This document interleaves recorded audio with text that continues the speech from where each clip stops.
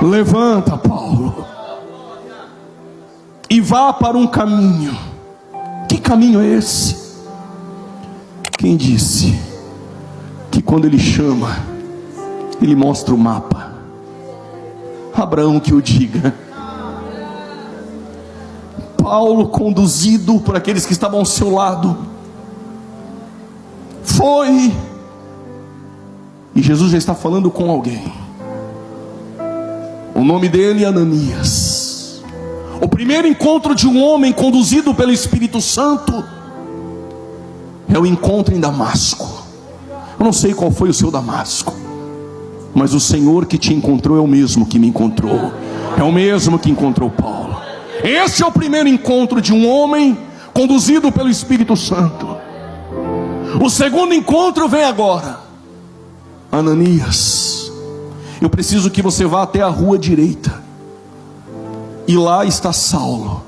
Enquanto ele está falando com Ananias, ele já está falando com Paulo. Vai vir alguém aqui, vai colocar a mão na sua cabeça e tu vai voltar a enxergar. Tu não está entendendo? Ele está falando aqui, ao mesmo tempo ele está falando em um vilarejo, em um culto com alguém. Está falando lá no Japão agora com alguém. Tu está entendendo o Deus que você conhece? Antes de criar o universo, ele já viu você com essa mão direita levantada e dando glória. Não, tu não entendeu. Antes de criar o universo, ele já ouviu, irmã, a tua oração que você ainda nem fez. Ele já ouviu. Ananias é o Saulo. Senhor, não dá.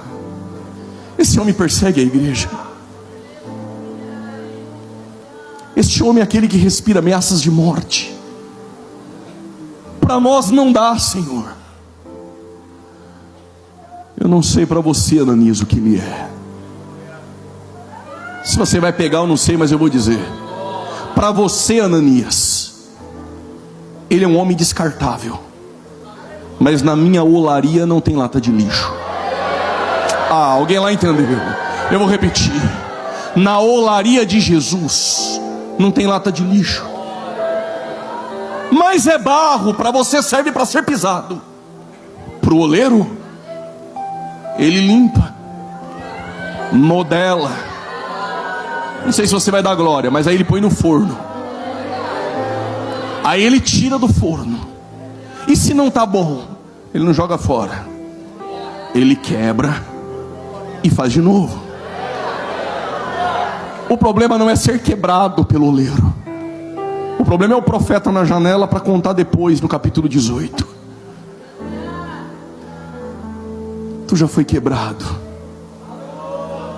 mas ele não te jogou fora. Tu entrou aqui em pedaços, quebrado, mas ele não te jogará fora. Eu vou até as últimas consequências, porque eu não te perdi de vista. O Ananias aparece somente no capítulo 9 e depois ele some. O que tu está querendo dizer, pregador? O segundo encontro de Paulo é com Ananias. Guarde no seu coração: há pessoas em nosso ministério que aparecerão uma única vez, um único capítulo, mas Ananias ninguém prega sobre ele. Ele não tem expressão, porque nós queremos atentar somente para as grandes portas, mas esquecemos que as grandes portas, elas giram em pequenas dobradiças. Alguém entendeu? Grandes portas dependem dos pequenos Ananias. 93 anos passaram homens grandes por aqui, passaram homens emblemáticos por aqui, mas passaram dobradiças, que através delas grandes portas se abrem. Não despreze as pequenas dobradiças. O Ananias só aparece no capítulo 9 só, mas é ele que vai colocar a mão na cabeça de Paulo. Paulo agora enxerga, e Paulo está todo feliz e já começa a pregar em Damasco.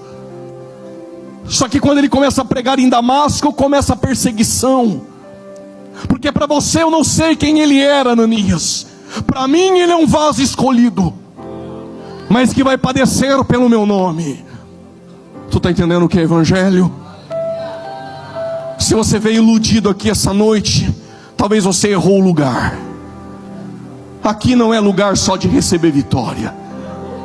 Aqui não é lugar de vir uma palavra ao teu encontro dizendo você vai vencer, levanta a cabeça e você é o centro de Deus. Não, aqui não é esse lugar.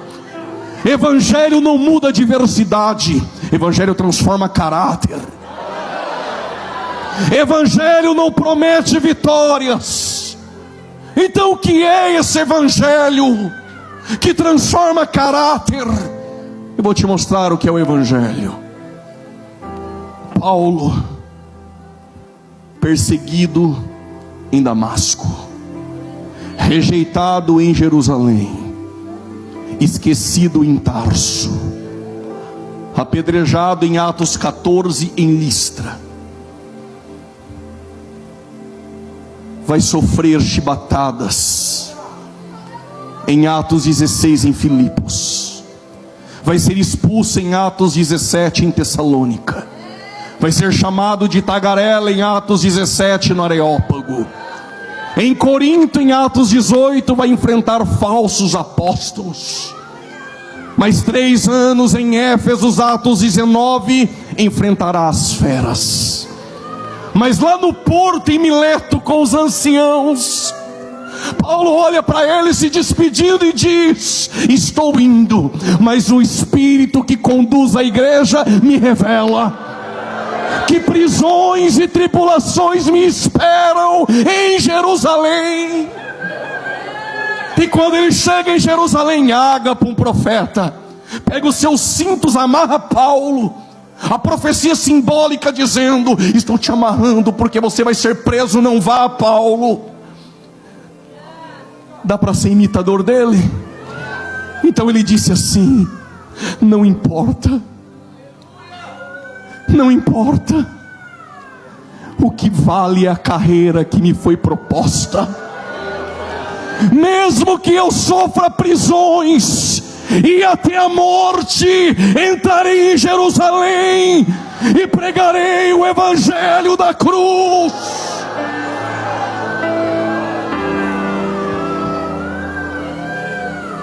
Vai ser preso em Cesareia Marítima, vai sofrer naufrágio indo para Roma, em Malta vai ser picado por uma serpente, mas ele vai acabar a carreira, vai guardar a fé, porque ele não adulterou a fé, porque ele não se vendeu, porque ele não é uma prateleira e um produto nela. Paulo sabe quem é aquele que o chamou no caminho de Damasco. Paulo pregando em Damasco, ele é perseguido. Então ele chega em Jerusalém, quis fazer amizade com a convenção, mas eles não acreditavam em Paulo, eles não acreditavam na conversão de Paulo. Eu passei por isso.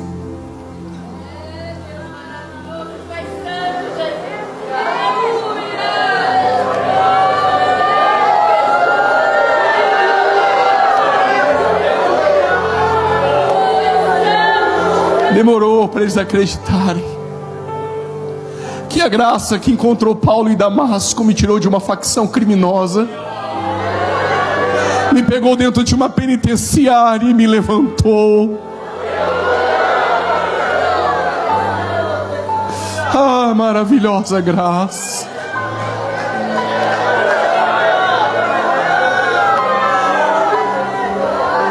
E sempre tem um Barnabé, que é o terceiro encontro de Paulo.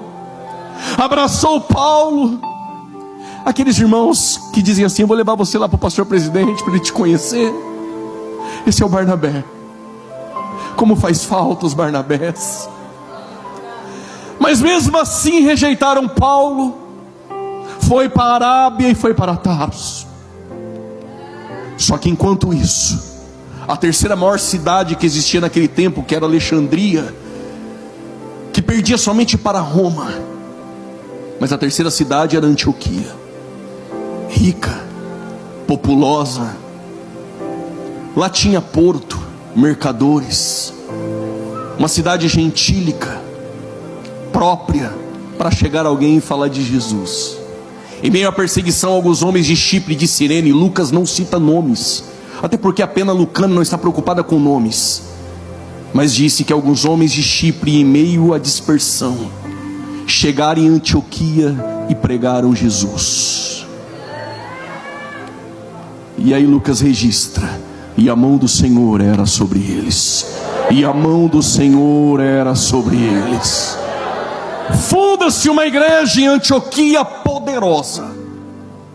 Eu não sei, mas a fama da igreja em Antioquia não tinha departamento de marketing, não tinha Instagram, não tinha Facebook, não tinha tráfego pago. Como que a fama de uma igreja poderosa chegou até Jerusalém? Não fica forçando a porta, não fica puxando o tapete para assumir lugar. Se as cadeiras todas estão ocupadas, o que eu faço? Fica lá no aprisco. Se Deus tem algo contigo, o profeta não se assenta à mesa enquanto tu não chegar. Eles ficam indo para as festas para ser visto. Não force essas portas, porque quem sopra ainda é o Espírito que conduz a igreja. Quem sopra ainda é o Espírito que conduz a igreja. O Tiago, pastor presidente da igreja em Jerusalém, Pedro saiu para itinerância, era ele. E eu sei disso por causa de Atos 15, não tenho mais tempo. E aí nomearam, a igreja sede nomeou um pastor para colocar lá na congregação em Antioquia. Um homem cheio de fé, de graça, um homem rico, mas que as suas propriedades ele lançava aos pés dos apóstolos. Barnabé foi pastorear Antioquia. Quando ele chegou em Antioquia, a primeira coisa que ele viu: a graça. E a primeira mensagem de Barnabé é: perseverem, perseverem, perseverem. 93 anos, perseverem. O que tu viu quando entrou aqui? O que eu vi? A graça. Persevere, Antioquia.